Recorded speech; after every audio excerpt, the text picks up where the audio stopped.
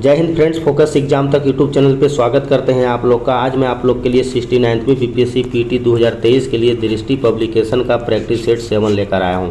इससे पहले मैंने ऑलरेडी 6 प्रैक्टिस सेट कवर करवा चुका हूं, दृष्टि पब्लिकेशन का और अरिहंत पब्लिकेशन का। दोनों प्रैक्टिस सेट में जो क्वेश्चन का जो लेवल दिया गया है, बिल्कुल नए पैटर्न पर आधारित प्रश्न आपको देखने को मिलेगा। ये सारा का सारा वीडियो आपको मैं प्ले लिस्ट बना दिया हूँ, तब आपको आसानी से वीडियो मिल जाएगा, आप आसानी से इसको देख सकते हैं। ठीक है, तो ये आपके एग्जाम में जो टोटल 150 प्रश्न पूछा जाता है, मैं फुल पेपर को पूरे कंसेप्ट के साथ में फुल डिस्कशन करवाऊंगा। ये देखो, आपके बीपीएससी एग्जाम के लिए तो इम्पोर्टेंट होगा ही होगा, साथ ही साथ जिसका अगर बिहार शिक्षक का एग्जाम है उसके लिए भी बहुत ही इंपॉर्टेंट होने वाला है। तो आप लोग वीडियो को लास्ट तक देखना।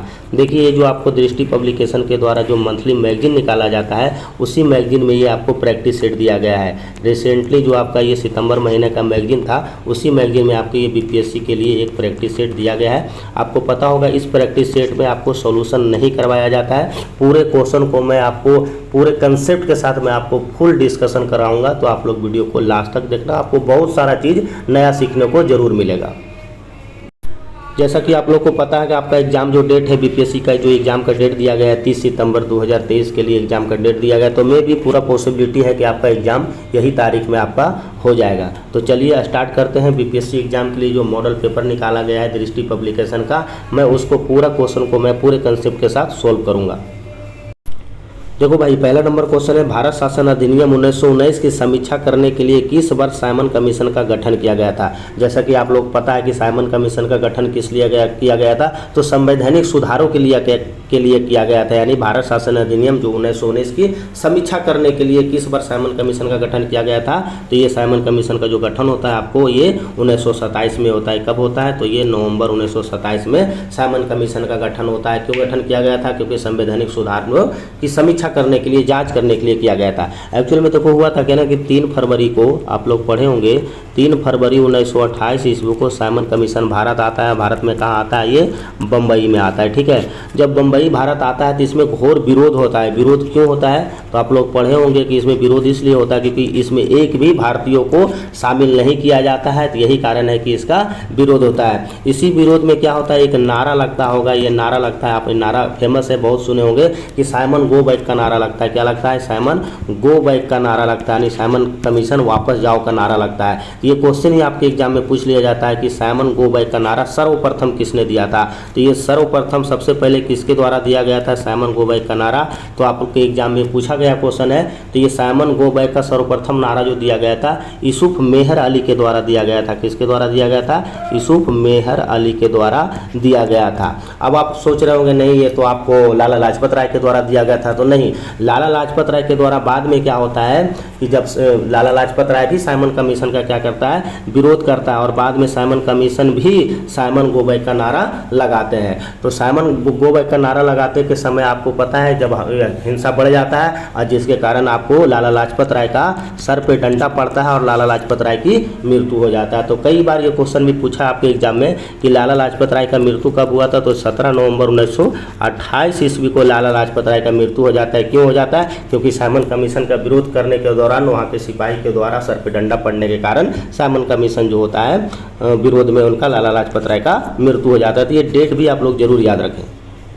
देखो, सेकंड नंबर क्वेश्चन कर रहा है, संचालन समिति के अध्यक्ष कौन थे। ये बीपीएससी आपसे एग्जाम में यहाँ से क्वेश्चन पूछा था। तो संचालन समिति के तो अध्यक्ष थे मेरे दोस्त, आपको ये डॉक्टर राजेंद्र प्रसाद थे। अब देखो, ये पंडित जवाहरलाल नेहरू से 3 क्वेश्चन पूछा जाता है आपकी बीपीएससी एग्जाम में। एक देखो, ये आपका संघ शक्ति हो गया, और तथा आपका ये आपको संघीय शक्ति, दोनों याद रखना, दोनों पूछता है। संघ शक्ति, संघीय शक्ति और संविधान समिति, संविधान समिति, ये तीनों, ठीक है, संघ समिति, संघीय समिति और संविधान समिति, तीनों का जो गठन किया गया था, इसके अध्यक्ष कौन थे, तो जवाहरलाल नेहरू थे। अगला देखते हैं हम इनको, सरदार वल्लभ भाई पटेल को। तो सरदार वल्लभ भाई पटेल जो थे प्रांतीय संविधान सभा के अध्यक्ष थे। ठीक है, क्या थे, प्रांतीय संविधान सभा के अध्यक्ष थे। तो इसको भी आप लोग याद रखना कि प्रांतीय संविधान सभा के अध्यक्ष कौन थे, तो ये सरदार वल्लभ भाई पटेल। और सबसे ज़्यादा जो आपके एग्जाम में पूछा जाता है ड्राफ्टिंग कमेटी, जिसको प्रारूप समिति बोला जाता है हिंदी में, प्रारूप समिति के अध्यक्ष कौन थे, तो संविधान के जनक यानी भीमराव अंबेडकर जी थे। तो इसको भी आप लोग याद रखना, ये तो बहुत बार आपके एग्जाम में प्रश्न पूछा गया है।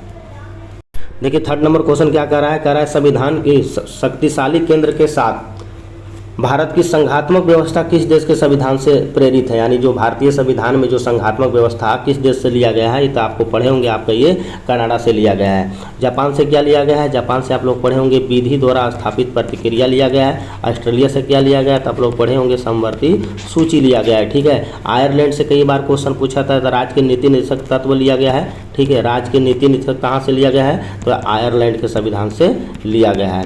एक क्वेश्चन और जो अक्सर एग्जाम में पूछा जाता है, मूल अधिकार, तो मूल अधिकार कहाँ से लिया गया है, तो मूल अधिकार मेरे दोस्त आपको यूएसए के संविधान से लिया गया है। मूल अधिकार तो मूल कर्तव्य भी देख लो, मूल कर्तव्य कहाँ से लिया गया है, तो ये आपको रूस के संविधान से लिया गया है। तो ये 4-5 फैक्ट है, आपको अगर याद रहता है तो आपको एग्जाम हॉल में जो आपको कन्फ्यूजन में जो गलती होता है ना, उसको आप नहीं करोगे, ठीक है। तो मैं सारे क्वेश्चन को इसी टाइप से आपका पूरे कंसेप्ट के साथ मैं सॉल्यूशन करूँगा।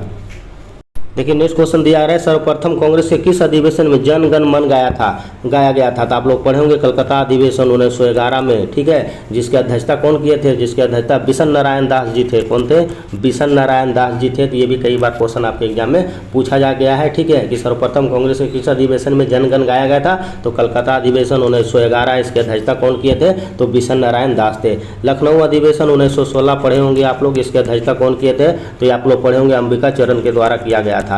ये क्वेश्चन देखो, ये बीपीएससी पूछा था आपके एग्जाम में। ये कराची अधिवेशन आपको पढ़े होंगे, कराची अधिवेशन 1931, जिसके अध्यक्षता कौन किए थे, सरदार पटेल जी के द्वारा किया गया था। और इसमें क्या मांग किया गया था, तो मूल अधिकार का प्रस्ताव का बात किया गया था, ठीक है। मूल अधिकार का प्रस्ताव की चर्चा किया गया था। एक साथ साथ याद रखिए इसको 1929 का लाहौर अधिवेशन, जिसकी अध्यक्षता कौन किए थे, तो आपको पता होगा पंडित जवाहरलाल नेहरू किए थे। तीनों चारों क्वेश्चन आपके एग्जाम में रिपीट करते रहता है।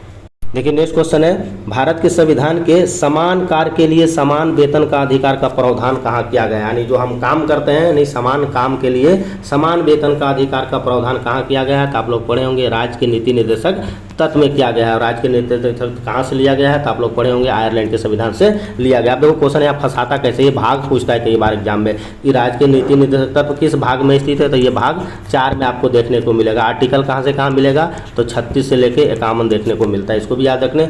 मूल अधिकार अभी बताया मैंने, मूल अधिकार अमेरिका के संविधान से लिया गया है और ये भाग 3 में आपको देखने को मिलता है। और इसका जो आर्टिकल है आपको 12 से लेकर 35 तक आपको देखने को मिलेगा। नागरिकता अधिनियम पढ़े होंगे आप लोग, 1955 में आपका नागरिकता अधिनियम बनता है। और यही नागरिकता अधिनियम यानी नागरिक संहिता का पालन करने वाला पहला राज्य कौन सा होता है, तो गोवा होता है। कई बार आपके एग्जाम में क्वेश्चन पूछा गया है, तो आप लोग को इसको भी याद रखना, नागरिक संहिता का पालन करने वाला पहला राज्य कौन सा है, तो आपका ये गोवा है। देखिए अगला क्वेश्चन है, राष्ट्रपति के विरुद्ध महाभियोग संसद द्वारा चलाई जाने वाली एक ऐसी प्रक्रिया है, मतलब राष्ट्रपति के द्वारा राष्ट्रपति के विरोध में जो महाभियोग संसद जो चलाता है वो कैसा मेथड है, तो ये आपका ये अर्ध न्यायिक मेथड है, ठीक है। आंसर आपका सी हो जाएगा। आप लोग पढ़े होंगे महाभियोग का चर्चा किस में मिलेगा, तो आर्टिकल आपको 61 में महाभियोग की चर्चा मिलता है। अब देखो यहाँ से क्वेश्चन पूछा जाता है ना कि ये जो महाभियोग की जो प्रक्रिया शुरू होता है, ये आपको प्रस्ताव की सूचना से 14 दिन पहले आपको बताना पड़ेगा, ठीक है। तो ये भी कई बार आपके एग्जाम में क्वेश्चन पूछ लिया जाता है, तो इसको भी आप लोग को याद होना चाहिए, ठीक है। और ये जो शुरुआत किया जाता है संसद के दोनों सदनों में ये लागू होता है। तो यहाँ से 3 क्वेश्चन है, तीनों आप लोग याद रखना। ये 14 वाला तो बहुत बार आपके एग्जाम में प्रश्न पूछा है। देखिए अगला क्वेश्चन क्या कर रहा है, लोकसभा में बिहार यानी लोकसभा में बिहार में सीटों की संख्या आपको 40 है, पता है। 40 को आवंटित सीटें किन 2 राज्यों को आवंटित सीटों के योग के बराबर है, तो आपका ये छत्तीसगढ़ और मध्य प्रदेश में आपको देखने को बराबर मिलता है।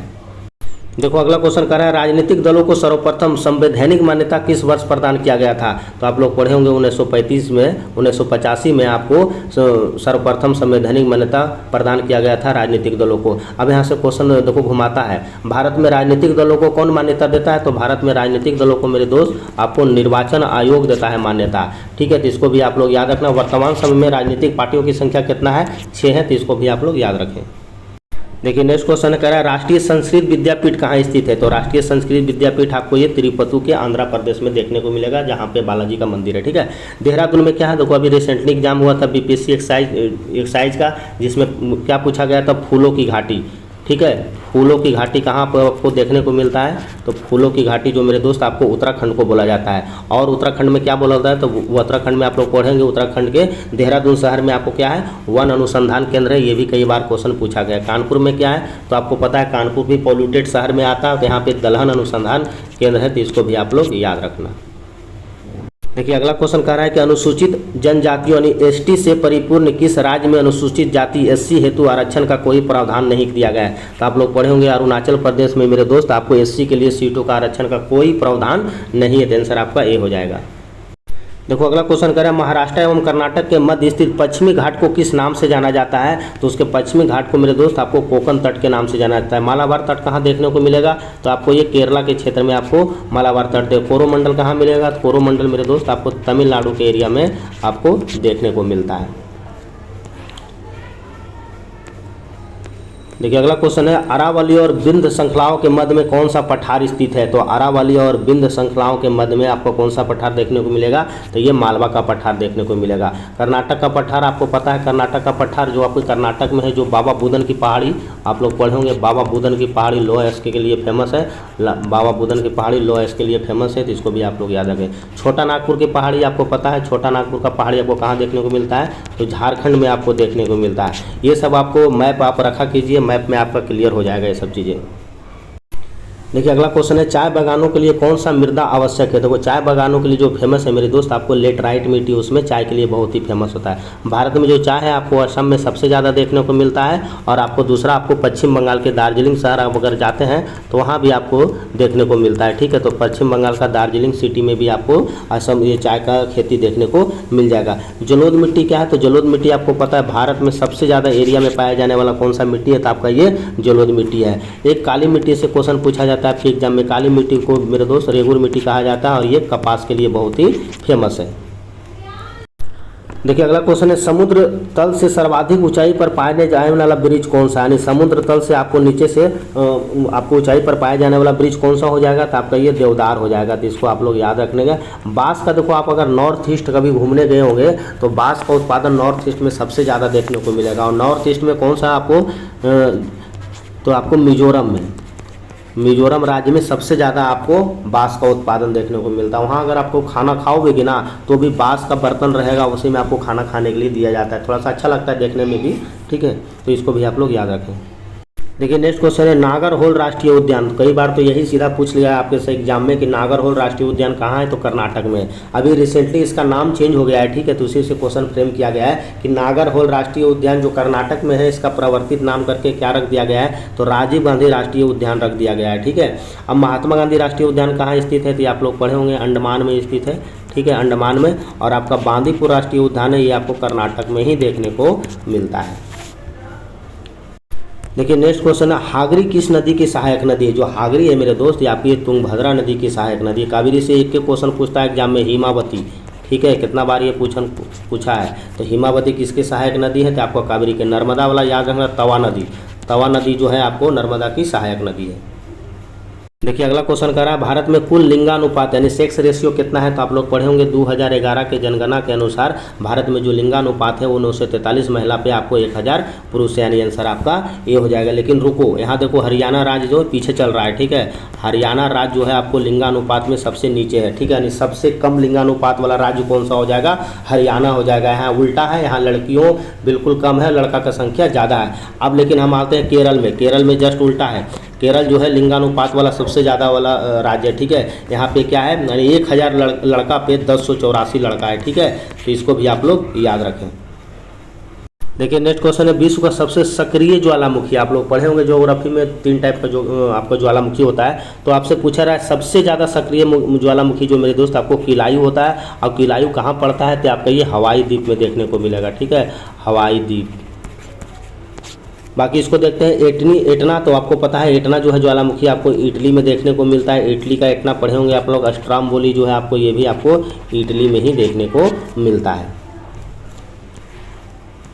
देखिए ये भी आपको दरोगा के एग्जाम में क्वेश्चन पूछा गया है। यहाँ से करम मसाई जनजाति अफ्रीका महाद्वीप के किन 2 देशों के बीच के मूल निवासी है। यानी जो यह मसाई जनजाति आपको अफ्रीका के किन देशों में पाया जाता है। तो आप लोग पढ़े होंगे अफ्रीका के केन्या के क्षेत्र में आपको देखने को ये मिलता है। अब देखो यहाँ से क्वेश्चन पूछा जाता है सेमांग जनजाति। कई बार ये क्वेश्चन आपके एग्जाम में पूछा है। सेमांग जनजाति जो है मेरे दोस्त आपका ये मलेशिया में देखने को मिलता है। ठीक है, मलेशिया।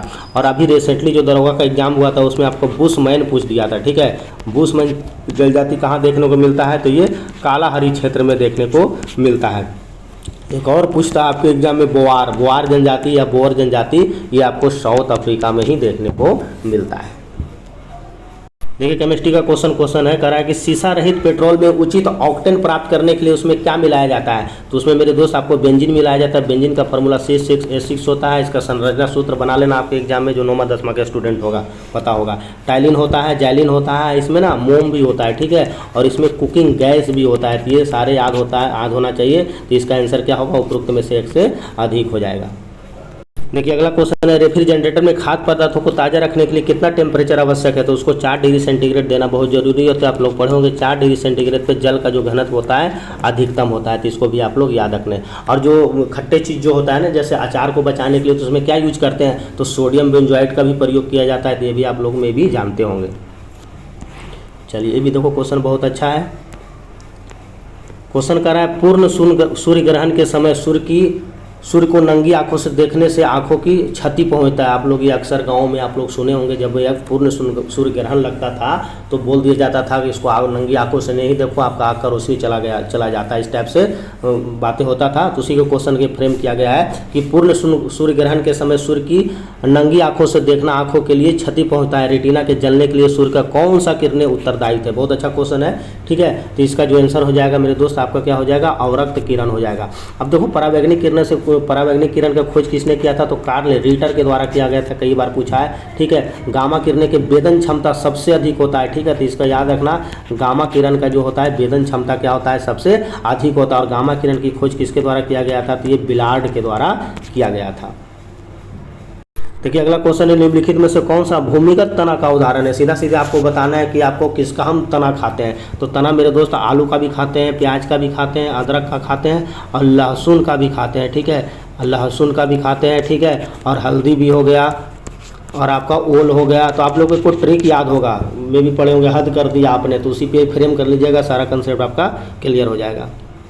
तो इसका आंसर क्या हो जाएगा, यानी उपरोक्त में से एक से अधिक, यानी आपका डी हो जाएगा। देखिए अगला क्वेश्चन है, निमोनिया रोग किसके जीवाणु के कारण होता है। आप लोग पता होगा निमोनिया जो होता है अक्सर ज़्यादातर बच्चों लोग को होता है। तो ये डिप्लोकोकस न्यूमोनी के कारण होता है। डिप्लोकोकस न्यूमोनी के कारण होता है। बहुत अच्छा क्वेश्चन है ये। अगला देखिए क्या करा है, फार्मेकोलॉजी। देखिए फार्माकोलॉजी का अध्ययन किस में किया जाता है, तो फार्माकोलॉजी का अध्ययन मेरे दोस्त आपको औषधीय पादप में किया जाता है, यानी औषधीय पादप का अध्ययन किया जाता है। अगला देखिए क्या करा, प्रोटोथीरिया। अगला क्वेश्चन है आपको, प्रोटोथीरिया क्या है। तो प्रोटोथीरिया जो है आपको निम्न कोटि के स्तनधारियों का एक उपवर्ग है। आंसर आपका क्या हो जाएगा, सी हो जाएगा। देखिए अगला क्वेश्चन है, क्लोरोफॉर्म का आपको रासायनिक सूत्र पूछा जा रहा है। तो क्लोरोफॉर्म का सिंपल फार्मूला होता है CHCl3 होता है, ठीक है। एक देखो CCl4 भी कई बार आपके एग्जाम में पूछता है। CCl4 इसको बोला जाता है कार्बन टेट्राक्लोराइड, ठीक है। तो ये इसका उपयोग कहाँ करते हैं, तो आग बुझाने के लिए किया जाता है कार्बन टेट्राक्लोराइड का प्रयोग। देखिए अगला क्वेश्चन कह रहा है कि एल्युमिनियम कार्बाइड पर जल की प्रतिक्रिया करने से कौन सा गैस आपको निकलता है, ठीक है। देखो एल्युमिनियम कार्बाइड है जी, तो Al4C3 हो जाएगा। और इससे आपको जल से अभिक्रिया करवाइएगा, यानी H2 करवाइएगा, तो ये क्या बनेगा आपको, तो ये मीथेन बनेगा। क्या बनेगा, मीथेन बनेगा, यानी CH4 बनेगा। बाकी इसको बैलेंस कर लेना आप, तो आंसर आपका क्या हो जाएगा, ए हो जाएगा। देखिए अगला क्वेश्चन है, जियोलाइट का प्रयोग किया जाता है। तो जियोलाइट का जो प्रयोग किया जाता है मेरे दोस्तों, जल को मृदुल बनाने के लिए इसका प्रयोग हम करते हैं। देखो ये भी क्वेश्चन बहुत बार पूछा है कि जल की अस्थायी कठोरता का क्या कारण है। जो जल में अस्थायी कठोरता पाया जाता है उसका क्या कारण है, तो कैल्शियम क्लोराइड है, ठीक है। मैग्नीशियम क्लोराइड, ठीक है। सल्फेटिक, यानी उपरोक्त में से आंसर एक से अधिक हो जाएगा। लेकिन कई बार क्वेश्चन में ये अस्थायी वाला भी पूछ लिया जाता है कि जल की अस्थायी कठोरता का क्या कारण है। तो इसमें आपको कैल्शियम भी हो जाएगा और आपका मैग्नीशियम भी हो जाएगा, लेकिन मैग्नीशियम बाइकार्बोनेट होगा, ठीक है। मैग्नीशियम बाइकार्बोनेट होता है। तो इसको आप लोग जरूर याद रखें। साथ ही साथ आपका ये कार्बोनेट लवक भी होगा, ठीक है, कार्बोनेट लवक। तो ये दोनों क्वेश्चन वेरी करते रहता है आपको एग्जाम में, दोनों आपको याद रखना है। देखिए अगला क्वेश्चन है, औद्योगिक पैमाने पर सल्फ्यूरिक अम्ल बनाने में निम्न में से कौन सा विधि का प्रयोग होता है? तो आप लोग पढ़े होंगे सल्फ्यूरिक अम्ल H2SO4, इसको केमिस्ट्री का राजा भैया बोला जाता है, ठीक है, जैसे राजा रवीश कुमार है ना, और उसी केमिस्ट्री का आपको किंग है ये सल्फ्यूरिक अम्ल H2SO4। तो कई बार इसका यूज भी जान लो ना, इसका यूज आपको पता है बैटरी में किया जाता है, ठीक है। तो वही क्वेश्चन पूछा गया आपसे कि औद्योगिक पैमाने पर सल्फ्यूरिक अम्ल बनाने में कौन सा विधि का प्रयोग करते हैं? उसमें हम संपर्क विधि का प्रयोग करते हैं। तो इसे केमिस्ट्री का किंग बोला जाता है, किसको? सल्फ्यूरिक एसिड को। चलिए अगला क्वेश्चन है, क्लोरीन के संदर्भ में निम्नलिखित में से कौन सा कथन सही है? तो क्लोरीन का प्रयोग हम कहाँ कहाँ करते हैं? ब्लीचिंग पाउडर में करते हैं, बिल्कुल सही है। सूती कपड़े कागज आदि को रंग उड़ाने में करते हैं, ठीक है। रोग नाशक के रूप में करते हैं, ठीक है। जैसे कुएं में जो पानी खराब हो जाता है, दूषित हो जाता है, तो उसको साफ करने के लिए भी तो क्लोरीन डालते हैं ना। तो आंसर क्या हो जाएगा? उपरोक्त में से एक से अधिक हो जाएगा। अगला क्वेश्चन है, मानव की पसलियों के साथ जुड़ा होता है। बहुत सिंपल क्वेश्चन है, मानव की पसलियों के साथ मेरे दोस्त आपको स्टर्नम जुड़ा होता है। देखिए अगला क्वेश्चन है, जब ध्वनि एक माध्यम से दूसरे माध्यम में जाती है, यानी एक सघन माध्यम से आपको विरल माध्यम में जाती है, तो ध्वनि की चाल बदल जाती है, तरंगदैर्घ्य बदलता है, आवृत्ति नहीं बदलता है, ठीक है। यानी आंसर जो होगा उपरोक्त में से एक से अधिक हो जाएगा। आप लोग पढ़े होंगे कि ध्वनि की जो आवृत्ति होता है, यानी उसका फ्रीक्वेंसी होता है, ध्वनि के स्रोत पर निर्भर करती है, यानी प्रसार के माध्यम पे इसका निर्भर नहीं होता है। तो इसलिए क्वेश्चन पूछा जाता है ये। देखिए अगला क्वेश्चन है, नमी युक्त वायु का घनत्व शुष्क वायु के घनत्व पे क्या होगा? ये कम होगा। ये तो सिंपल था एकदम। देखिए यहाँ से भी क्वेश्चन कई बार आपके एग्जाम में पूछा गया है। कह रहा है, भारतीय अंतरिक्ष कार्यक्रम का जनक किसे कहा जाता है? तो ये सबको पता होगा, भारतीय अंतरिक्ष का जनक किसको कहा जाता है? तो डॉक्टर विक्रम साराभाई को कहा जाता है। आंसर आपका सी हो जाएगा। अब यहाँ से देखो, आपको पता है मिसाइल मैन के नाम से किसे कहा जाता है? तो APJ अब्दुल कलाम को कहा जाता है। इसमें बताने की जरूरत नहीं है, सबको बच्चा को पता है। तुझे क्या नहीं पता होगा? मुझे पता है। देखो इसको आपको अंतरिक्ष APJ Abdul Kalam missile man woman, देखो हाँ, इसे मिसाइल ओमैन के नाम से जाना जाता है। ये देखो पता करो, टेसी थॉमस होता है, ठीक है। टेसी थॉमस को lady woman of missile woman of India कहा जाता है। तो इसको आप लोग जरूर याद रखें। एक क्वेश्चन और पूछा जाता है, ये विक्रम साराभाई अंतरिक्ष केंद्र कहाँ स्थित है? तो आप लोग पढ़े होंगे विक्रम साराभाई अंतरिक्ष केंद्र त्रिवेंद्रम में आपको देखने को मिलेगा, जहाँ पे कन्याकुमारी है। तो इसको भी आप लोग याद रखना, ठीक है। देखिए अगला क्वेश्चन है, जब जल को 0 डिग्री से 10 डिग्री सेंटीग्रेड तक गर्म किया जाता है तो उसके आयतन पर क्या प्रभाव पड़ेगा? बहुत अच्छा क्वेश्चन है, ठीक है, कंसेप्ट वाला क्वेश्चन है। तो 0 से कितना? 0 डिग्री सेंटीग्रेड से आपको 10 डिग्री सेंटीग्रेड। अब देखो एक्चुअल में होता क्या है, आप ये 0 डिग्री से 10 डिग्री सेंटीग्रेड, तो आप लोग पढ़े होंगे कि जल का जो घनत्व होता है 4 डिग्री सेंटीग्रेड पर अधिकतम होता है। तो एक्चुअल में क्या होगा, ये 0 डिग्री से 4 डिग्री तक जाएगा तो पहले ये क्या होगा? घटेगा। और जैसे ही 4 डिग्री से ये पारा बढ़ेगा इसका, तो क्या हो जाएगा? इसका बढ़ना स्टार्ट हो जाएगा। तो इसीलिए क्वेश्चन फ्रेम किया जाता है, ठीक है। तो आप लोग को सीधा सीधे यही कंसेप्ट याद रखना कि 4 डिग्री सेंटीग्रेड पर जो होता है जल का घनत्व मैक्सिमम होता है, अधिकतम होता है। तो ये 0 से 4 डिग्री तक जाएगा तो पहले क्या होगा? घटेगा। और जैसे ही 4 डिग्री से अगर उधर बढ़ेगा तो इसका पॉजिटिव हो जाएगा। तो इसलिए क्वेश्चन का आंसर हो जाएगा, पहले घटेगा उसके बाद फिर बढ़ेगा। क्वेश्चन यहाँ पे कुछ भी सेट कर देगा कि 0 डिग्री सेंटीग्रेड से 5 डिग्री सेंटीग्रेड पे जाने पे क्या होगा, 2 डिग्री सेंटीग्रेड पे जाने से क्या होगा। लेकिन आपका कंसेप्ट क्लियर है तो आप गलती नहीं करोगे।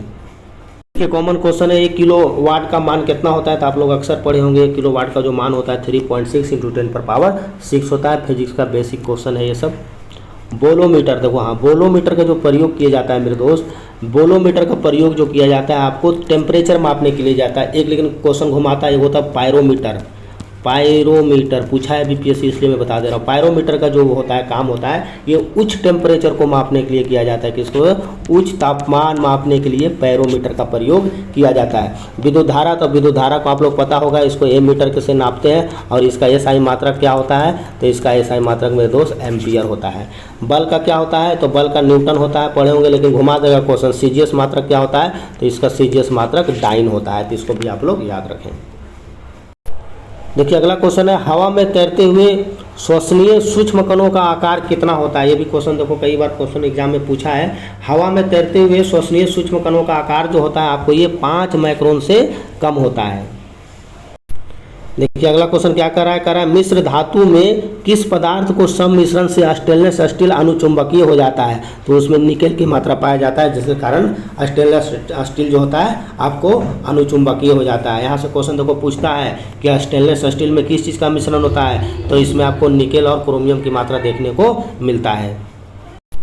देखिए अगला क्वेश्चन क्या कर रहा है कि सर्वाधिक मात्रा में सिलिका का प्रयोग किस प्रकार के कांच के निर्माण में किया जाता है। आप देखो कांच वाला क्वेश्चन ना एसएससी रेलवे हमेशा पूछता है आपके एग्जाम में, तो ही क्वेश्चन है कि सर्वाधिक मात्रा में सिलिका का प्रयोग किस प्रकार के कांच में किया जाता है। तो उसमें जो होता है ना कोटजार्ट कांच होता है, यानी आपका आंसर क्या हो जाएगा, सी हो जाएगा। अब देखो यहाँ से फ्लिंट कांच एक ऑप्शन में दिया है। फ्लिंट कांच का जो प्रयोग है मेरे दोस्त वो बिजली के बॉल में किया जाता है, बिजली के बॉल में किया जाता है। हम लोग जो फ़ोन चलाते हैं उसको लेंस में होता है, ठीक है, लेंस में प्रयोग करते हैं यानी कैमरे के लेंस में, और इसका प्रयोग माइक्रोस्कोप यानी दूरबीन में भी किया जाता है, ठीक है, दूरबीन में भी इसका प्रयोग हम करते हैं। अच्छा एक क्वेश्चन और पूछा जाता है, एसएससी पूछा है इसको कि हम लोग जो चश्मा पहनते हैं उसमें कौन सा कांच का प्रयोग होता है, चश्मा में कौन सा कांच का प्रयोग करता है। तो चश्मा जो मेरे दोस्त उसमें हम लोग क्रूक्स कांच का प्रयोग करते हैं, ठीक है। तो आप लोग को ये पता होना चाहिए उसमें कौन सा कांच करते हैं, प्रयोग करते हैं, तो उसमें क्रूक्स कांच का प्रयोग हम करते हैं। तो इसको भी आप लोग याद रखना। ये 4-5 क्वेश्चन है चश्मा से जो हमेशा पूछा जाता है।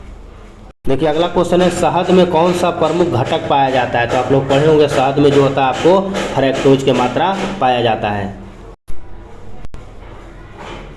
अगला क्वेश्चन देखिए कौन सा तत्व पौधों को कोशिका भित्ति की संरचना का घटक होता है। तो आपने इसमें फास्फोरस आपका आंसर हो जाएगा। देखिए अगला क्वेश्चन है तंत्रिका कोशिकाओं के तंत्री कांच के चारों ओर किस पदार्थ का आवरण पाया जाता है, यानी किस पदार्थ का आवरण पाया जाता है। ये भी क्वेश्चन देखो अच्छा है। तो उसमें जो मेरे दोस्त आपको मेलिन पाया जाता है। देखिए अगला क्वेश्चन कह रहा है कि चाय के लाल रस्ट रोग किसके कारण होता है। तो चाय का जो लाल रस्ट होता है वो आपको हरे शैवाल के कारण उसमें आपको देखने को मिलता है। देखिए अगला क्वेश्चन है भारत में जैव प्रौद्योगिकी विकास की स्थापना विभाग की स्थापना कब हुआ था। भारत में जैव प्रौद्योगिकी विकास की स्थापना आपको 1986 ईस्वी में हुआ था। अगला क्वेश्चन भी देखो बहुत बढ़िया है, यहाँ से भी पूछा जाता है एग्जाम में। क्वेश्चन कर रहा है आपसे कि विश्व का पहला परमाणु बिजली घर किस देश में स्थापित किया गया था। तो विश्व का पहला परमाणु बिजली घर आपको पता है रूस में स्थापित किया गया था, कोस्मोजोम कोई जगह था, ठीक है। और भारत में अगर पूछेगा तो भारत में आप लोग पढ़े होंगे तारापुर, ठीक है, तारापुर पढ़े होंगे भारत में। और भारत में जो होता है 1969 में पहला बिजली घर स्थापित किया जाता है। तारापुर कहाँ है तो आप लोग पढ़े होंगे महाराष्ट्र में आपको देखने को मिलता है। देखिए 49 नंबर है याज्ञवल्क्य गार्गी संवाद का उल्लेख कहाँ मिलता है। तो याज्ञवल्क्य गार्गी का जो संवाद का जो उल्लेख मिलता है वो को बृहदारण्यकोपनिषद में देखने को मिलता है। आंसर आपका ये हो जाएगा। सामवेद में आप लोग गाना सुने होंगे अनारकली डिस्को चली। तो सामवेद में जो है मेरे दोस्त आपको गायन से रिलेटेड है। मैं आई हूँ यूपी बिहार लूटने, ठीक है। चलिए अगला देखते हैं क्या कह रहा है कि बौद्ध शताब्दी में बौद्ध शब्दावली में धर्म चक्र प्रवर्तन का क्या निर्देशित किया गया है। उसमें आपको जो बताना है धर्म चक्र प्रवर्तन में क्या निर्देश दिया गया है। तो आप लोग पढ़े होंगे कि आपको बुद्ध का प्रथम उपदेश का चर्चा उसी में किया गया है। सातवाहन काल का सर्वश्रेष्ठ शासक आपसे पूछा जा रहा है कि सातवाहन शासक का सर्वश्रेष्ठ शासक कौन था। तो आप लोग पढ़े होंगे गौतमीपुत्र सतकर्णी जो था, आपको गौतमीपुत्र सतकर्णी जो होता है सर्वश्रेष्ठ आपको सातवाहन का शासक होता है। देखिए अगला क्वेश्चन क्या करा है मेरु तुंग द्वारा रचित प्रबंध चिंतामणि में किस शासक का वर्णन किया गया है। अच्छा क्वेश्चन है ये, ठीक है। तो उसमें किस शासक का चर्चा किया गया है उसमें। तो आपको ये बिहार के शासक, गुजरात के शासक, मराठा के शासकों के द्वारा। तो आंसर जो होगा आपको उपरोक्त में से एक से अधिक हो जाएगा। देखिए क्वेश्चन में पहले भी बहुत बार आप लोग को बताया होगा कि दिल्ली सल्तनत का वास्तविक यानी रियल फाउंडर किसे माना जाता है। तो दिल्ली सल्तनत का जो वास्तविक संस्थापक होता है किसको माना जाता है। तो ये आपको इल्तुतमिश को माना जाता है। तो इल्तुतमिश के बारे में आप लोगों को पता होगा। तो इसने आपको चालीसा का गठन किया था, आप लोग पढ़े होंगे, ठीक है। लेकिन बाद में इसको बलबन भैया ख़त्म कर देता है। बलबन जो होता है चालीसा को बाद में हटा दिया जाता है। आपका जो कुतुब मीनार का है, जो कुतुब मीनार को पूर्ण कराने का जिम्मेदारी कौन लिया था। तो आपको यही लिया था, इल्तुतमिश लिया था। कुतुबुद्दीन ऐबक को बहुत सारा उपाधि दिया गया था। इसको हातिम द्वितीय कहा जाता है, ठीक है, हातिम द्वितीय कहा जाता है। इसको कुरान खान कहा जाता है। हम लोग से वो किताब नहीं पढ़ा जाता है। और इन लोगों ने ये पूरा कुरान को पूरा पढ़ लिया था जी कुतुबुद्दीन ऐबक, इसीलिए इसको कुरान खान दिया गया है। इसको पील बख्श भी कहा गया है, ठीक है, इसको लाख बख्श भी कहा गया है। तो ये सारे उपाधि आपके एग्जाम में क्वेश्चन में पूछा जाता है, ठीक है। बलबन के बारे में तो आप लोग पढ़े होंगे। इसको सिजदा पैगोश किया था, नौरोज को चलाया था, तो बहुत सारा चीज़ करवाया था। इसको जिले इलाही भी बोला जाता है, ठीक है। तो ये सब चीज़ें मैं ऑलरेडी बता दिया हूँ पहले ही आपको। देखिए अगला क्वेश्चन है, निम्नलिखित में से किसने गुलरुखी उपनाम से अपनी किताबों की रचना किया था। गुलरुखी नाम से किसने किताबों को लिखा था। बहुत अच्छा क्वेश्चन है, तो आपको लोग पता होगा ये इसका काम कौन था। ये सिकंदर लोदी जो था, आपको गुलरुखी यानी कविताओं लिखने का शौक था इसको, सिकंदर लोदी को। आपको फिरोज शाह तुगलक के बारे में जानते होंगे, FST को। इन्हें सबसे पहले जजिया कर लगाया था, ब्राह्मणों पर जजिया कर इसने ही लगाया था, ठीक है। बहलोल लोदी के बारे में आप लोग क्या जानते हैं, तो बहलोल लोदी जो था, आपको ये लोदी वंश का संस्थापक था, ये तो आपको पता होगा। इसमें क्या बताऊं मैं यार। सिकंदर लोदी आपको पता है 1504 इसमें आगरा शहर को बसाया था इसने। गज सिकंदरी की भी स्थापना इसने किया था, क्योंकि भूमि नापता था ये भी उस समय में। देखिए अगला क्वेश्चन कर रहा है, कृषकों की सहायता के लिए पट्टा एवं कबूलियत। बहुत अच्छा, पट्टा एवं कबूलियत की व्यवस्था किस मध्यकालीन शासक ने प्रारंभ किया था। जी हाँ, देखो अलाउद्दीन खिलजी जो होता है, सबसे पहले भूमि को पैमाइश करवाया था, लेकिन उसको थोड़ा सा ना मॉडिफाई किया। कौन मॉडिफाई किया, तो शेरशाह सूरी किया था। और बाद में पूरे तरीका से रजिस्टर्ड कागज वो सब बनवाता है कौन, अकबर। पढ़े होंगे आप डीप में तो आपको पता होगा।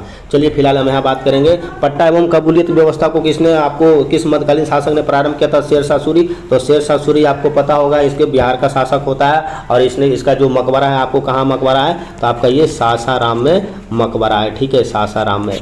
दिल्ली में पुराना किला का निर्माण करवाया था। और रोहतासगढ़ किला, देखो नया चीज़ बताता हूँ मैं, रोहतासगढ़ किला का जो निर्माण करवाया था, ये शेरशाह सूरी के द्वारा ही किया गया था। इसका दो शादी होता है जी, लाड मलिका, और दूसरा का देखो नाम भूल गया मैं, देखो अभी याद था, दिमाग से निकल गया। चलो कोई नहीं, कभी याद होगा तो बता दूंगा। देखिए अगला क्वेश्चन है, मुगल प्रशासन के अंतर्गत जिलों को किस नाम से जाना जाता था। मुगल प्रशासन के समय जिलों को आपको सरकार के नाम से जाना जाता था। अगला क्वेश्चन देखिए क्या कह रहा है। अगला क्वेश्चन है कि हार्मोन की अनियमितता के कारण होने वाला रोग को क्या कहा जाता है। जब अपना जो हमारा हार्मोन होता है, खास करके लड़कियों में ज़्यादा चेंजिंग देखने को मिलता है, तो हार्मोन जब डिसबैलेंस हो जाता है तो उसमें कौन सा रोग हो जाता है, तो इसको कार्यात्मक रोग बोला जाता है, ठीक है। देखिए अगला क्वेश्चन है, मानव शरीर की सबसे बड़ी अंतःस्रावी ग्रंथि, तो सबको पता होगा थायराइड ग्रंथि होता है, कई बार पूछा है ये क्वेश्चन। वह कौन सा जीव है जिसमें पित्ताशय नहीं होता है। देखो आपको गोल ब्लैडर किस में नहीं पाया जाता, गॉल ब्लैडर किस में नहीं देखने को मिलता है, तो ये चूहा का होता है। कभी अगर समय मिले तो चूहा का ऑपरेशन करके देखना, उसमें देखो नहीं मिलेगा, ठीक है। करने मत लगना यार, जीव हत्या मत करो।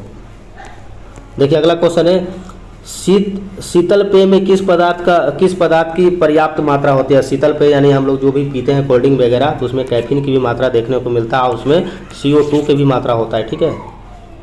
देखो शक विजेता किसे कहा जाता है। देख भैया, शकों को एकदम नाश करने वाला, एकदम विनाश करने वाला, शकों को तो भैया गिरा गिरा के मारा था। तो चंद्रगुप्त द्वितीय जो था ना, वो शकों को विनाश करने में एक्सपर्ट था, ठीक है। आपका चंद्रगुप्त प्रथम से क्या क्वेश्चन पूछा जाता है, तो इसने सोने का सिक्का जारी किया था, ठीक है, सोने का सिक्का जारी किया था, तो ये आपको पता होना चाहिए। और इसने आपको गुप्त संवत भी चलाया था, ठीक है, गुप्त संवत, ये सब पता होगा। समुद्रगुप्त को आपको पता, दरोगा पूछा था, क्या पूछा था, भारत का नेपोलियन कहा जाता है, किसने बोला था, तो एडम स्मिथ के द्वारा बोला गया था।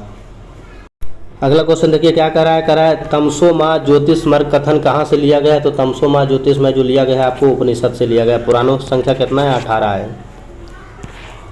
अगला क्वेश्चन देखते हैं क्या कह रहा है। अगला क्वेश्चन है, बौद्ध साहित्य में महात्मा बुद्ध के नैतिक एवं सिद्धांत संबंधी प्रवचन संकलित है, तो ऐसा किसमें आपको देखने को मिलता है, तो आप सूत पिटक में ऐसा आपको देखने को मिलेगा। नेक्स्ट क्वेश्चन देखिए क्या कह रहा है कि निम्नलिखित शासकों में किसने 4 अश्वमेध यज्ञ करवाया था। बहुत अच्छा क्वेश्चन है, अश्वमेध यज्ञ किसके द्वारा करवाया गया था, ठीक है, तो इसने प्रवरसेन प्रथम के द्वारा करवाया गया था, ठीक है। उधर लेकिन आपको वो भी तो करवाया था यार, हर्षवर्धन, समुद्रगुप्त, ये सब भी करवाया था, लेकिन आपको 4 अश्वमेध चर्चा कर रहा है यहाँ पे, तो ये आपको प्रवरसेन प्रथम हो जाएगा। देखो इसका आंसर देख लेना, समुद्रगुप्त भी करवाया है, लेकिन बुक में आंसर यही दे रहा है, लेकिन इसका आंसर मेरे अनुसार उपरोक्त में से 1 से अधिक होना चाहिए, क्योंकि समुद्रगुप्त भी अश्वमेध यज्ञ करवाया था, ठीक है। कोई नहीं, इसको आप देख लेना, कोई दिक्कत नहीं है।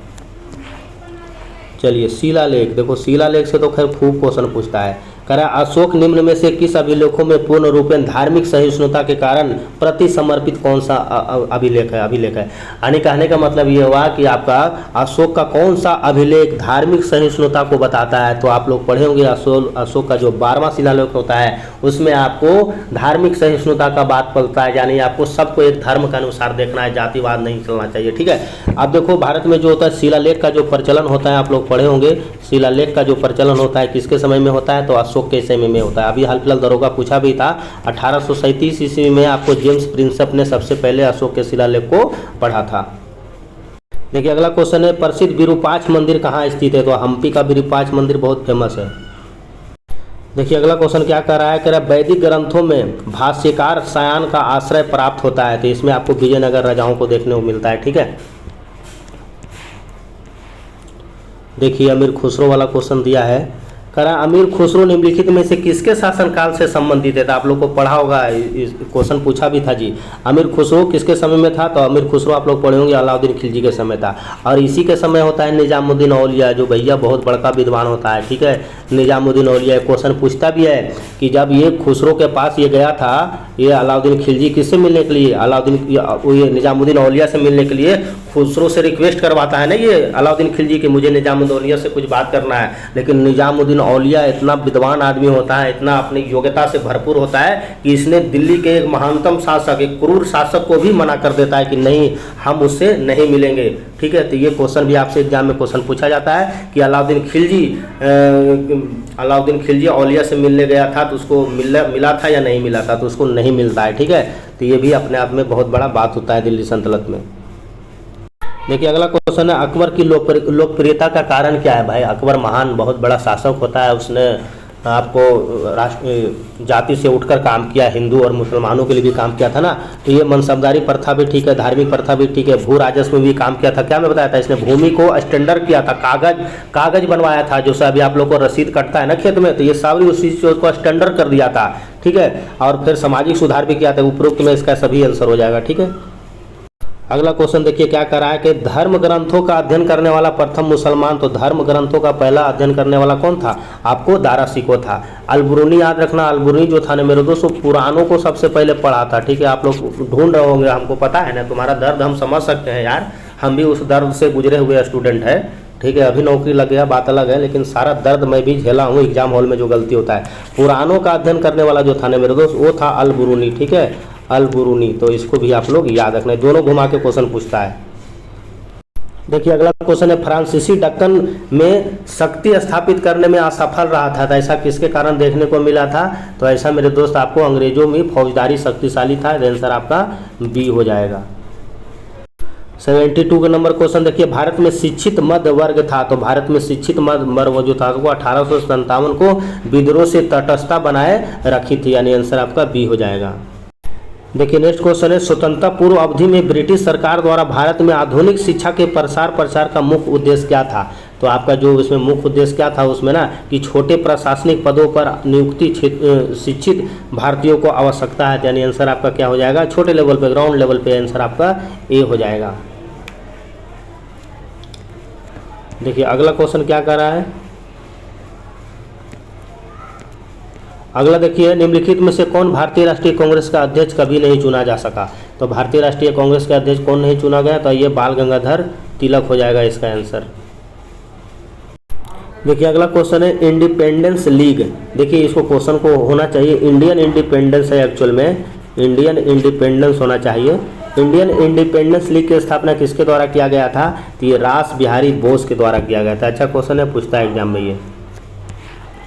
देखिए अगला क्वेश्चन क्या कर रहा है, महात्मा गांधी के साथ निम्न मुसलमानों में से किसने बाल गंगाधर तिलक की अर्थी उठाई थी?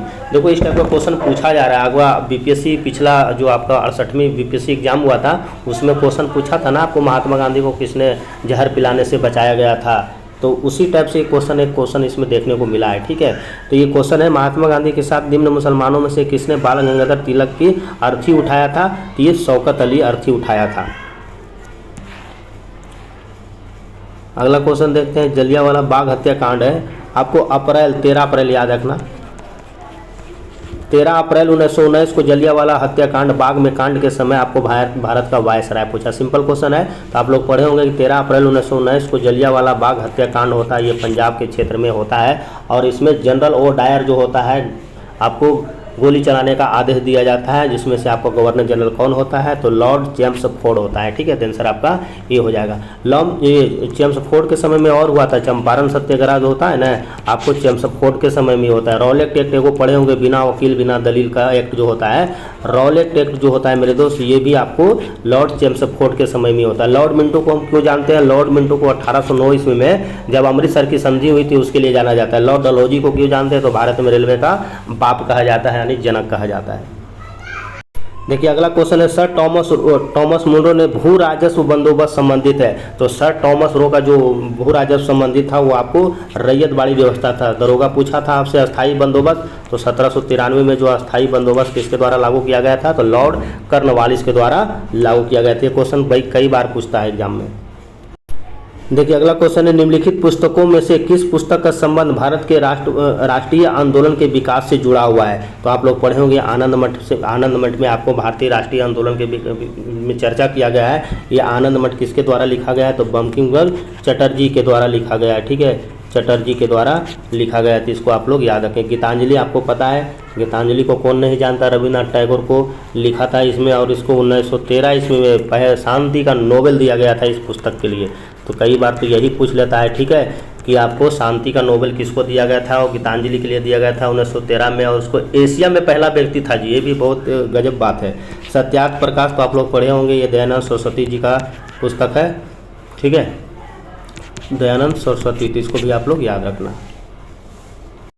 देखिए अगला क्वेश्चन है, महात्मा गांधी ने अपनी निम्न पुस्तकों में से किसमें ब्रिटिश पार्लियामेंट को बांझ और बेसिया कहा है? तो इसमें किसमें कहा गया है? तो ये आपका हिंद स्वराज पुस्तक में कहा गया है। कभी फुर्सत मिलता है तो ये पुस्तक पढ़ के देखना। चलिए अगला क्वेश्चन देखते हैं क्या कर रहा है। 1857 में स्वतंत्रता संघर्ष में वीरांगना महारानी लक्ष्मीबाई का जन्म कहाँ हुआ था? तो आप लोग पढ़े होंगे, महाराना लक्ष्मीबाई का जन्म होता है आपको ये वाराणसी में होता है। इसका जो मृत्यु कहाँ होता है जी, आप लोग बताना, आप लोग को पता होगा, ये सब सिंपल चीज़ें। चलिए अगला कह रहा है कि महोदय श्री के नाम से किसे जाना जाता है? तो कन्नौज के जो होता है, कन्नौज को महोदय श्री के नाम से जाना जाता था। अगला क्वेश्चन है, निम्नलिखित सूफियों में से किसने श्री कृष्ण को औलिया के रूप में माना है? तो ये आपको किसने माना है? शाह मोहम्मद गौस ने माना है। ये हो जाएगा आंसर।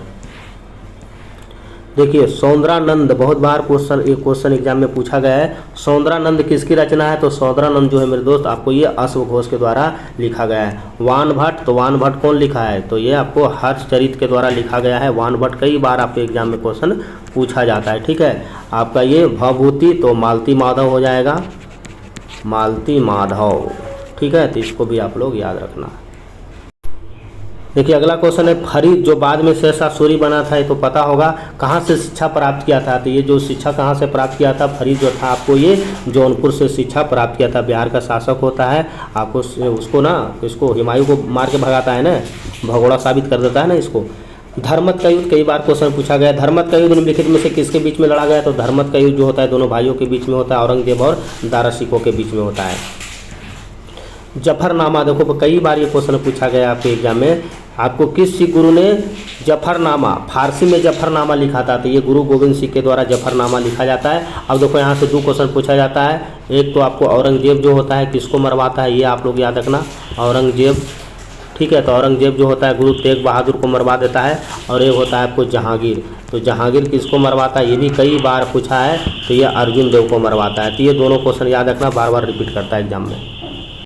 देखिए अगला क्वेश्चन है, बंगाल में निम्न में से कौन सा कारखाना डचों ने स्थापित किया था? तो बंगाल में आपको पता है, बंगाल के जो होता है आपको चिंसुरा में स्थापित किया था। ठीक है,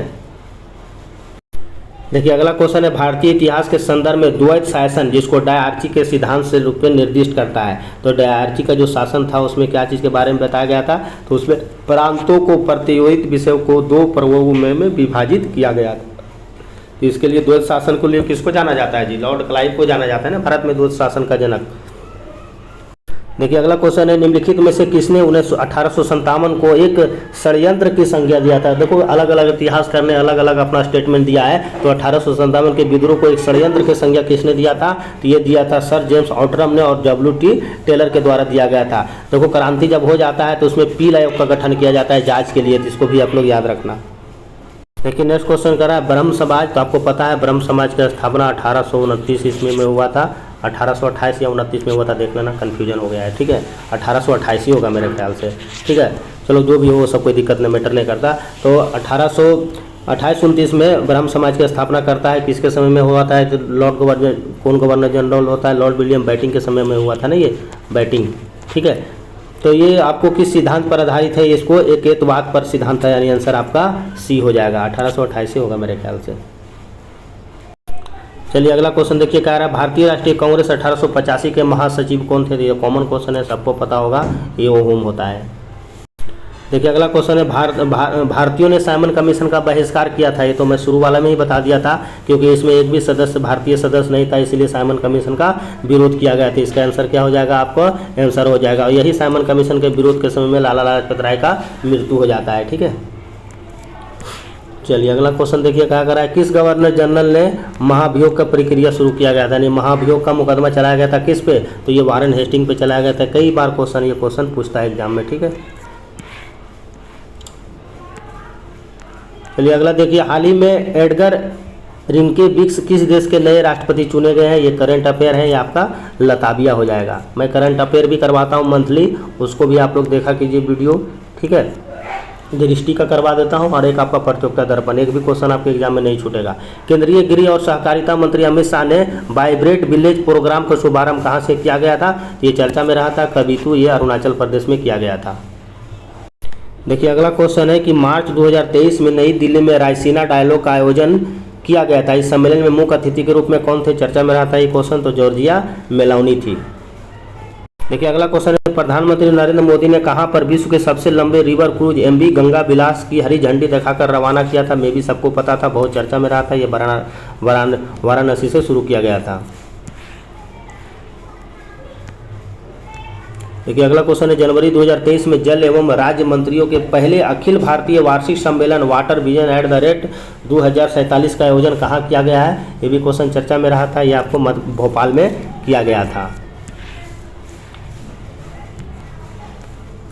अगला क्वेश्चन देखते हैं, अक्टूबर 2022 में हिंदुस्तान उर्वरक और रसायन लिमिटेड के किस प्लांट ने यूरिया का उत्पादन किया है? तो इसमें आंसर जो होगा आपको बिहार का बरौनी हो जाएगा। अगला क्वेश्चन देखिए, डिजिटल शक्ति 4.0 के रूप में डिजिटल शक्ति अभियान का चौथा चरण किसके द्वारा लॉन्च किया गया है? तो किसके द्वारा लॉन्च किया गया था? तो ये राष्ट्रीय महिला आयोग के द्वारा लॉन्च किया गया था। आंसर क्या हो जाएगा? आपको बी हो जाएगा। ये देखिए रबर डैम जो बना था, ये तो कुछ पुराना है, करंट अफेयर दिया गया है आपको। सितंबर 2022 में किस राज्य के देश में सबसे बड़े रबर डैम का उद्घाटन किया गया था? तो ये बिहार में है, ठीक है। कहाँ पे है? आप कभी गया जिला जाना घूमने के लिए, गया रेलवे स्टेशन भी है, तो आप घूमने जाना, वहाँ आपको रबर डैम सैर के लिए जाके, ये फल्गु नदी के किनारे है, ठीक है, फल्गु नदी किनारे। देखिए अगला क्वेश्चन है, सितंबर 2022 में प्रधानमंत्री टीबी मुक्त भारत अभियान को किसके द्वारा लॉन्च किया गया था? तो ये आपको द्रौपदी मुर्मू जी के द्वारा लॉन्च किया गया था। देखिए ये भी क्वेश्चन आपके एग्जाम में पूछा जा सकता है। फ्रेंच ओपन 2023 में पुरुष एकल खिताब किसने जीता था? तो फ्रेंच ओपन जो था वो आपको नोवाक जोकोविच के द्वारा जीता गया था। एशिया कप 2023 देखो इस बार भारत जीत पाता है या नहीं। एशिया कप 2023 का आयोजन कहाँ किया जाएगा? तो आप लोग पढ़े होंगे, एशिया कप जो है ये आपको भारत और ये पाकिस्तान और श्रीलंका करवा रहा है, ठीक है। तो आंसर होगा उपरोक्त में से कोई नहीं। एक लॉजिक आओ है, जितना भी भारत का जो मैच होगा मेरे दोस्त वो श्रीलंका में आयोजित होगा, ना कि पाकिस्तान में। लेकिन आपसे पूछा जा रहा है एशिया कप 2023 का आयोजन कहाँ कौन करवा रहा है? तो इसका आपको पाकिस्तान और श्रीलंका हो जाएगा, दोनों को संयुक्त रूप से करवा रहा है मिलके। देखिए अगला क्वेश्चन कह रहा है कि हाल ही में सॉवरेन गोल्ड वांडर्स चर्चा में रहा, यह वांडर्स किसके द्वारा जारी किया गया था? तो ये भारतीय रिजर्व बैंक के द्वारा जारी किया गया था। आंसर आपका क्या हो जाएगा? बी हो जाएगा। देखिए मियावाकी चर्चा में रहा है अभी, करा हाल ही में चर्चा में रहा मियावाकी पद्धति का संबंध किससे है? तो ये वृक्षारोपण से संबंधित है। ये भी देखिए क्वेश्चन ठीक है, बिहार स्पेशल से है। इल्तुतमिश ने बिहार में अपना प्रथम सूबेदार किसे नियुक्त किया था? तो ये मलिक जानू को नियुक्त किया था, जानी को नियुक्त किया था। आंसर आपका बी हो जाएगा। नेक्स्ट क्वेश्चन है, बंगाल और बिहार में भूमि पर किराएदारों के अधिकार को बंगाल किराएदारी अधिनियम कब स्वीकृत किया गया था? तो ये 1881 में स्वीकृत किया गया था। ये देखिए नेक्स्ट क्वेश्चन भी अच्छा है। कह रहा है कि 1942 में आंदोलन में डॉक्टर राजेंद्र प्रसाद को किस जेल में कैद किया गया था? तो ये सब पढ़े होंगे आपको, बांकीपुर जेल में कैद किया गया था। हजारीबाग जेल में आपको बीपीएससी एग्जाम में पूछा था, याद है ना? जयप्रकाश नारायण जो थे आपको हजारीबाग जेल से फरार हो गए थे दिवाली के दिन। यही क्वेश्चन आपसे एग्जाम में पूछा गया था 68वीं बीपीएससी में। तो दिवाली के दिन आपको जयप्रकाश नारायण हजारीबाग जेल से फरार हो गया था। ऐसा बोला जाता है कि उसमें जो होता है 68 धोती का इस्तेमाल किया गया था, यानी हाइट इतना था उसमें कि बहुत सारे धोती का इस्तेमाल किया गया था, तब जाके वो फरार हुए थे गेट से। ठीक है, तो इसको भी आप लोग याद रखना। चलिए अगला देखते हैं। कहता है बिहार के राजगीर परगना के कौन से स्थानीय नेता ने 1857 को स्वयं को राजा घोषित कर लिया था? तो कोई अपने आप को घोषित कर लिया था 1857 में। राजगीर परगना का कोई नेता था जो स्वयं को राजा घोषित कर लिया था। तो किसके द्वारा किया गया था ये? तो आपको हैदर अली खान के द्वारा किया गया था। बिहार में 1857 की क्रांति, पटना में आपको कौन है? पटना में आपका पीर अली है। और आरा में कौन है? तो आपको सबको पता होगा, बताने की ज़रूरत नहीं है। चलो बता ही देता हूँ, कुंवर सिंह सबको पता होगा वैसे यार। चलिए अगला क्वेश्चन देखते हैं। बिहार में बहने वाली पवित्र नदी फाल्गु नदी में कौन सा नदियों के संगम से बनती है? जो फाल्गु नदी है कौन सा संगम में? ये मोहना और लीलाजल नदी के संगम से बनती है। देखो बिहार में सर्वाधिक वर्षा आपसे पूछा जा रहा है कि बिहार में सर्वाधिक वर्षा किस जिले में होती है? तो ये आपको नेपाल बॉर्डर के पास पड़ेगा, ये किशनगंज में देखने को मिलता है सर्वाधिक वर्षा। देखिए अगला क्वेश्चन है, बिहार में मत्स्य अनुसंधान केंद्र कहाँ स्थित है? तो ये आपको नहीं, ये आपको मीठापुर में हो जाएगा जी। बिहार में मत्स्य अनुसंधान केंद्र कहाँ देखने को मिलता है? तो ये आपको रिसेंटली बनाया गया है, ये मीठापुर में, जो कि पटना में स्थित है। देखिए अगला क्वेश्चन है, बिहार में निम्नलिखित में से किस क्षेत्र में कृषि की सघनता सबसे ज़्यादा मात्रा में देखने को मिलता है? तो ये गंगा और उत्तरी मैदानों में देखने को मिलता है। ये सबको पता होगा मेरे ख्याल से। हरियाली मिशन से क्वेश्चन फ्रेम किया गया। हरियाली मिशन का उद्देश्य राज्य के कितने प्रतिशत तक वृक्षाच्छादन के क्षेत्र में बढ़ना है? तो ये आपको 15% हो जाएगा। आंसर आपका बी हो जाएगा। बिहार उड़ीसा से कब अलग हुआ था? तो ये सबको पता होगा, बिहार उड़ीसा से आपको 1 अप्रैल 1936 को अलग हुआ था। बिहार का वह स्थान जहाँ जनसंख्या एवं क्षेत्रफल की दृष्टि से कौन सा है? देखो ये क्वेश्चन देखो, ठीक क्वेश्चन पूछा गया है कि बिहार का स्थान भारत में जनसंख्या एवं क्षेत्रफल की दृष्टि से क्या है? अब देखो बिहार का स्थान भारत और जनसंख्या में, ठीक है, जनसंख्या में कितना नंबर पर आ जाएंगे जी? जनसंख्या में हम तीसरा नंबर आएंगे ना। पहला आपका हो जाएगा कौन? यूपी हो जाएगा, दूसरा महाराष्ट्र और तीसरा आपका हम हो जाएंगे, यानी बिहार हो जाएगा। तो आंसर आपका क्या हो जाएगा? ये ए हो जाएगा, चौथा और 13वां। ठीक है। बिहार विधानसभा में आपको पूछा जा रहा है कितने सदस्य होते हैं? बिहार विधानसभा परिषद एवं विधानसभा में कितने सीट हैं? तो आपको पता है 75 और 243 है। बिहार में हॉकी संघ का स्थापना कब हुआ था? तो बिहार में हॉकी संघ का जो स्थापना होता है मेरे दोस्त आपको 1986 में होता है। अगला क्वेश्चन है, श्री कृष्णा सिंह किस नाम से पहचाने जाते हैं? तो आपको पता है श्री कृष्णा सिंह को क्या बोला जाता है? तो उनको बिहार केसरी के नाम से जाना जाता है। और बिहार विभूति के नाम से किसे जाता है? तो अनुग्रह नारायण सिन्हा जी को जाना जाता है। ये तो सबको पता ही होगा। ठीक है। देश रत्न तो आपको पता है राजेंद्र जी को जाना जाता है। राजेंद्र जी होते हैं, क्या होते हैं? देश के पहले राष्ट्रपति होते हैं, बिहार की आन बान शान। चलिए आपका भागलपुर में पूछा जा रहा है, नमक सत्याग्रह का नेतृत्व किसके द्वारा किया गया था? तो ये महादेव लाल सर्राफ के द्वारा किया गया था। बहुत अच्छा क्वेश्चन है। देखिए 2011 के अनुसार भारत में महिला साक्षरता पूछा जा रहा है। ठीक है। तो 2011 के अनुसार भारत में महिला साक्षरता 65.65 है। बिहार पुलिस में ये क्वेश्चन पूछा था। अगला देखिए कौन सा आर्टिकल में निजता का अधिकार के बारे में चर्चा है? तो निजता का अधिकार आप लोग पढ़े होंगे, आर्टिकल 21 में चर्चा देखने को मिलता है। भारत के प्रथम दलित उप प्रधानमंत्री कौन थे? सबको पता होगा, बाबू जगजीवन राम थे। आंसर आपका ए हो जाएगा। अभी देखो ये रोड मैप को भी, कृषि रोड मैप को भी मान्यता दे दिया गया है। बिहार में चौथा कृषि रोड मैप कब से कब तक लागू किया जाएगा? तो 2023 से 2028 तक। ये देखिए आपका बिहार दिवस कब मनाया जाता है? तो सबको पता होगा, बिहार के लड़का को नहीं पता होगा ऐसा हो ही नहीं सकता। 22 मार्च को आपको बिहार दिवस के रूप में मनाया जाता है। और उसी दिन 22 मार्च को विश्व जल दिवस भी मनाया जाता है। तो दोनों याद रखना जी। ठीक है। नो कन्फ्यूजन, दिक्कत हो जाएगा। विश्व जल दिवस भी 22 मार्च को, बिहार दिवस भी 22 मार्च को। देखिए नेक्स्ट क्वेश्चन क्या करा, हाल ही में किन 2 देशों ने अंतर्राष्ट्रीय चंद्र अनुसंधान केंद्र कार्य करने की योजना बनाया है? तो ये चीन और रूस के द्वारा ये योजना बनाया गया है। स्वामी विवेकानंद निम्नलिखित में से किस अवधारणा पर बल दिया गया था? तो स्वामी विवेकानंद जो अवधारणा दिए थे किस पे दिए थे? तो ये मानव निर्माण वाली शिक्षा पे दिए थे। आंसर आपका ये हो जाएगा। ग्लोबल वार्मिंग से क्वेश्चन देखो पूछा जाता है। ग्लोबल वार्मिंग यानी वैश्विक गर्माहट के लिए, तापमान के लिए कौन सा उत्तरदायित्व है? तो आपको पता है क्षोभ मंडल का बढ़ना है। जीवाणुओं को मारने के लिए जल में निम्नलिखित में से कौन सा गैस प्रवाहित किया जाता है? तो आप लोग पढ़े होंगे, इसमें क्लोरीन की मात्रा दिया जाता है। सोलर सेल बनने में किस धातु का प्रयोग किया जाता है? तो सोलर सिस्टम में आप लोग पढ़े होंगे सिलिकॉन का प्रयोग किया जाता है। अमर बेल किसका उदाहरण है? तो अमर बेल जो होता है मेरे दोस्त आपको ये परपोसी का उदाहरण होता है। आंसर आपका क्या हो जाएगा? सी हो जाएगा। देखो ये भी क्वेश्चन बहुत बढ़िया क्वेश्चन है। थोड़ा सा देखिए, वह प्रथम भारतीय मुसलमान कौन था जो दिल्ली का सुल्तान बना? अब देखो इसमें ऑप्शन ऐसा ऐसा दे रखा है ना दोस्त, थोड़ा सा दिक्कत हो सकता है। देखो कुतुबुद्दीन ऐबक जो था ये आपको सुल्तान घोषित नहीं किया था, अपने आप को सिपाह सिलाकार बोलता था। ठीक है, तो ये हो ही नहीं सकता, गया भाड़ में ये। अच्छा, मुबारक खिलजी के बारे में थोड़ा सा आपको जानते होंगे। तो मुबारक खिलजी जो होता है, खिलजी वंश का शासक होता है, ये अपने आप को क्या करता है? खलीफा घोषित करता है। क्या करता है? खलीफा घोषित करता है। तो इसको आप लोग याद रखना।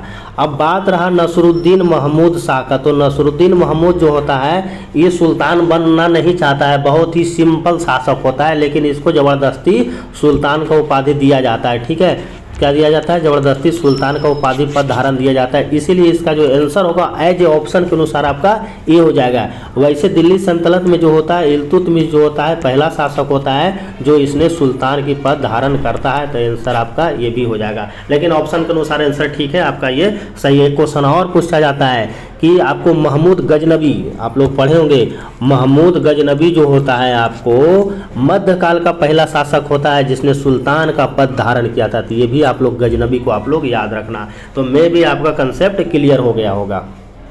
अगला क्वेश्चन देखते हैं। 1530 में दक्षिण बिहार का वास्तविक शासन कौन था? तो ये आपका जलाल खान था। आंसर आपका ए हो जाएगा। लाडली योजना देखो हाल ही में शुरू किया गया है ये। ठीक है, लाडली बहना योजना कहाँ शुरू किया गया है? तो ये आपका ये मध्य प्रदेश में शुरू किया गया है। ये झील देखो बहुत ही चर्चा में रहा था। ठीक है, यया तसो झील जो है आपको ये लद्दाख में देखने को मिलेगा। ये जैव विविधता विरासत स्थल घोषित किया गया है इसको। अंतर्राष्ट्रीय यूपीआई भुगतान सेवा करने वाला पहला, तो आप लोग पढ़े होंगे फ़ोन पे के द्वारा ये पहला शुरू किया गया है और विदेशों में इसका चर्चा है। नेक्स्ट क्वेश्चन देखते हैं। किसके द्वारा हाल ही में 75 डिजिटल गांव कार्यक्रम शुरू किया गया है? तो ये किसके द्वारा किया गया है आपको 75 डिजिटल गांव? तो ये आपको आरबीआई के द्वारा किया गया है। ये भी क्वेश्चन देखो सबको पता होगा। कह रहा है कि प्रधानमंत्री नरेंद्र मोदी ने किस राज्य में हुबली में दुनिया के सबसे ऊंचे रेलवे प्लेटफॉर्म का उद्घाटन किया है? तो आपको पता होगा ये कर्नाटक में किया गया है। देखो मेरे भाई अगला क्वेश्चन मैथ है, मैथ भी बता दो यार। देखो तो अगला क्वेश्चन मैथ है। चलो मैं शॉर्ट में बता देता हूँ ताकि आप लोग इसको जल्दी समझ लेना। देखो करा किसी संख्या को भाजक द्वारा भाग देने पर शेषफल 24 आता है। ठीक है, रिमाइंडर 24 आता है। और जब उसी संख्या को 2 गुने से भाग दिया जाता है तो भाजक द्वारा भाग दिए जाने पर शेषफल 13 आता है। तो इसको देखो भाजक ज्ञात कीजिए। देखो अगर यही भाज्य बोलता है तो बहुत ईजी से निकाल लेते हैं। अगर भाजक पूछ रहा है तो देखो थोड़ा सा इसमें आपको दिमाग लगाना पड़ेगा। देखो जब भी ऐसा क्वेश्चन आए मैं कंसेप्ट देता हूँ आपको, नंबर को जितना टाइम से आप बढ़ाइएगा, देखो नंबर जितना टाइम से आप बढ़ाइएगा शेषफल को भी आपको, रिमाइंडर को भी उतना टाइम से आपको बढ़ाना पड़ेगा। ठीक है, तो सीधा सीधे आपका यही कंसेप्ट रखना, यानी 2 गुना हो रहा था तो इसको 2x कर देना। और ये देखो कितना टाइम से बढ़ाया था आपको, तो ये आपका 24, तो इसका 24 लिख देना। और इसका क्या मैं बोला, नंबर जब बढ़ेगा तो रिमाइंडर भी बढ़ेगा, तो आपका ये 48। आप दोनों में डिफरेंस देख लो कितना का है, तो डिफरेंस हो जाएगा 8 में से कितना हो गया जी, 8 में से 4 गया 4, देखो घटा लो ना, 48 में से 24 घटा लो, 4 हो गया इधर और 4 में 2 के दिए, ये 24 हो जाएगा। तो दोनों के जो बीच में जो आपका ये जो गैप जो बनेगा ना, ये आपका 24 बन रहा है। हाँ तो ये देख लो, इसका क्वेश्चन क्या कर रहा था कि किसी संख्या को भाजक द्वारा भाग देने पर शेषफल 24 आता है। ठीक है, जब उसी संख्या को 2 गुने से, एक सेकंड देखो, देखिए करा किसी संख्या को भाजक द्वारा भाग देने पर शेषफल आपका रिमाइंडर आपका 24 आता है। ठीक है, आपका रिमाइंडर जो है आपका 24 आता है। और उसी संख्या को 2 गुने से भाग दिया जाए यानी 2x हो जाएगा, तो भाजक द्वारा शेषफल आपको 11 आता है। जो रिमाइंडर इसका जो बचता है आपका ये कितना आता है, 11 आता है। तो देखो इसमें कंसेप्ट आप यही है, भाजक जब निकालने के लिए बोले ना, तो आपको नंबर को जितना टाइम्स आप बढ़ाओगे शेषफल को आप उसको बढ़ा सकते हो। तो ये जो रिमाइंडर है जो आपका ये 24 दूनी 48 हो जाएगा इसका, ठीक है। इसका 2 गुना कर देना तो आपका इस आसानी से इसका आप निकल जाएगा, ठीक है। तो आप इसको आप 48 में जो आपका कितना गैप था, शेषफल इसका 11 आ रहा था जी, तो शेषफल आपका इसका 11, दोनों के बीच के डिफरेंस देख लो, तो 48 में से आपका 11 जाएगा, कितना बच जाएगा, ये आपका 8 में से 1 गया 7 हो जाएगा, 4 में से यानी आपका 37 आ जाएगा। तो यही आपका रिमाइंडर बचेगा, ठीक है। यानी भाजक जो होगा आपका 37 होगा, आंसर आपका सी हो जाएगा, ठीक है। चलिए ये देखिए लेंदी है थोड़ा सा, इसको आप लोग खुद बना लेना। इसका जो आंसर हो जाएगा आपको ये 6000 हो जाएगा, ठीक है। लंबा कैलकुलेशन है, वीडियो लॉन्ग हो जाएगा, तो आंसर आपका ये हो जाएगा, ठीक है। अगला क्वेश्चन देखिए, एक निश्चित धनराशि पर 20% की वार्षिक ब्याज की दर से 1 वर्ष का चक्रवृद्धि ब्याज और साधारण ब्याज का अंतर 51 है, तो वार्षिक ब्याज की छमाही संयोजित होता है। इसमें कुछ नहीं करना, देखो एक ट्रिक आता है आपको, अगर ब्याज छमाही संयोजित होता है तो आप लोग पढ़े होंगे रेट कितना हो जाता है, रेट इसका आधा हो जाता है। तो इसका जब ब्याज आपका 20% है तो इसका कितना हो जाएगा, 10% होगा। आपका रूल होगा जब छमाही संयोजित होता है तो रेट जो होता है आधा हो जाता है। अब इसका फार्मूला होता है आपको डिफरेंस वाला, डी बराबर पी गुने R/100 पे निकाल लेना और इसका होल स्क्वायर कर देना। इसको आप सोल्व करोगे तो आसानी से आपका आंसर आ जाएगा, 5100 आपको आंसर आ जाएगा। चलिए अगला क्वेश्चन भी देखो, ये भी क्वेश्चन बेसिक क्वेश्चन है, आपको एलसीएम बोल रहा है निकालने के लिए। तो आपका इसमें देख लेना, एलसीएम में जो जो कॉमन मिल रहा है उसको लिख देना, जो बच जाएगा फिर उसको आपको लास्ट में लिख देना, ठीक है। तो इसका आंसर जो होगा आपका ये हो जाएगा। सिंपल क्वेश्चन है, इसको आप लोग बना लीजिएगा।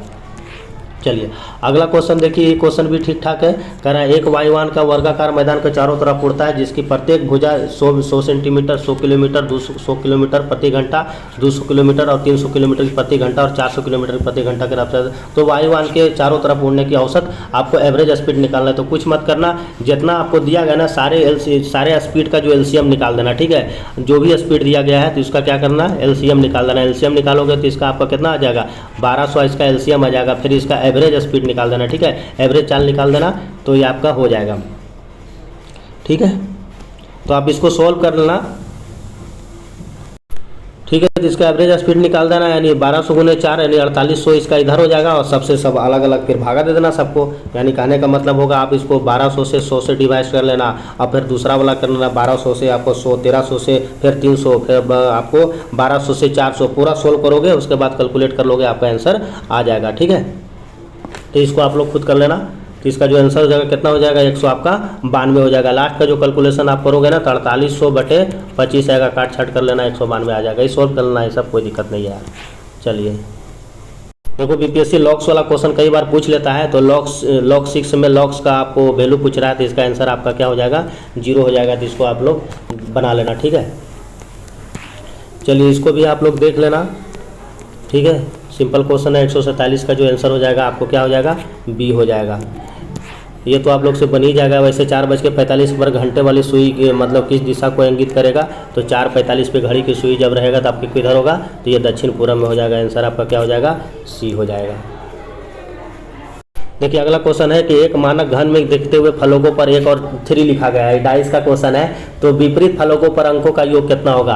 आप लोग पढ़े होंगे ना कि इसका स्टैंडर्ड पासा हो गया ना, तो स्टैंडर्ड पासा में अपोजिट साइड जोड़कर सम आना चाहिए। तो 1 के जगह पे कितना जोड़ेंगे, 6 हो जाएगा। 7 हो जाएगा तो 6 जोड़ देंगे इसमें, और 3 के जगह पे कितना जोड़ेंगे तो 4 होगा। 4 जोड़ेंगे तो 4 6 और 4 कितना हो जाएगा, 10 हो जाएगा। ये सिंपल क्वेश्चन है, इसको आप लोग बना ही लेंगे। चलिए लास्ट क्वेश्चन देख लेते हैं। लास्ट क्वेश्चन भी देखो अच्छा है। देखो कह रहा है PQRS में कितने वर्ग है। देखो ये सिमेट्रिक है, सिमेट्रिक इसलिए देखो 1 2 3 4, 1 2 3 4। तो ऐसे जब ये सीरीज में रहता है तो इसको सिमेट्रिक बोला जाता है। सिमेट्रिक में रूल यही है ना, सबका आप स्क्वायर कर लीजिए, 1 का स्क्वायर कर लीजिए, 2 का स्क्वायर कर लीजिए, 3 का स्क्वायर कर लीजिए और 4 का स्क्वायर लीजिए। सबको अगर जोड़िएगा तो आपको कितना आ जाएगा, ये तो आपका ये 30 आ जाएगा। तो इसका आंसर जो होगा आपका ये हो जाएगा। इस टाइप का क्वेश्चन पूछा जाता है आपके एग्जाम में, तो इसको आप लोग जरूर याद रखें। तो देखो मेरे दोस्त, मैंने ये पूरा प्रैक्टिस सेट आपको, ठीक है, 40 से 50 मिनट लगा होगा, कोई दिक्कत नहीं, लेकिन आपका पूरा कंसेप्ट आपका क्लियर हो गया होगा सारे क्वेश्चन का। देखो PDF पढ़ने से आपका कंसेप्ट क्लियर नहीं होने वाला है। एक स्टूडेंट ही आपको उस दर्द को समझ सकता है कि स्टूडेंट कहाँ एग्जाम में फंस सकता है, ठीक है। तो मैं भी एक एज ए स्टूडेंट ही हूँ, ठीक है। तो उस चीज़ को समझना बहुत ज़रूरी है। केवल पीडीएफ रख लेने से कुछ नहीं होने वाला, आप एक बार पढ़ोगे निकल जाएगा वो दिमाग से, लेकिन जब तक आपका कंसेप्ट क्लियर नहीं होगा आपसे एग्ज़ाम नहीं निकलने वाला है। क्योंकि अभी का जो एग्ज़ाम में प्रश्न पूछा जा रहा है बिल्कुल कंसेप्टेबल क्वेश्चन पूछा जा रहा है, तो आप चीज़ों को सही से पढ़ें ताकि आप एग्ज़ाम हॉल में जो आपसे कन्फ्यूजन होता है वो गलती आपसे नहीं हो। तो ये वीडियो जो है था आपका मैं बना दिया और टोटल 7 प्रैक्टिस सेट मैं अपलोड कर दिया हूँ, ठीक है, जिसमें दृष्टि का और आपका अरिहंत पब्लिकेशन का है। दोनों का क्वेश्चन बहुत अच्छा है, तो प्ले लिस्ट बना हुआ है, आप सारा वीडियो देख सकते हैं। मैं पूरे प्रैक्टिस सेट में पूरा कंसेप्ट दिया हूँ ताकि आप अच्छा से अच्छा स्कोर कर सके। ठीक है, मिलते हैं नेक्स्ट वीडियो में, तब तक इसको आप लोग रिवीजन कीजिए। धन्यवाद।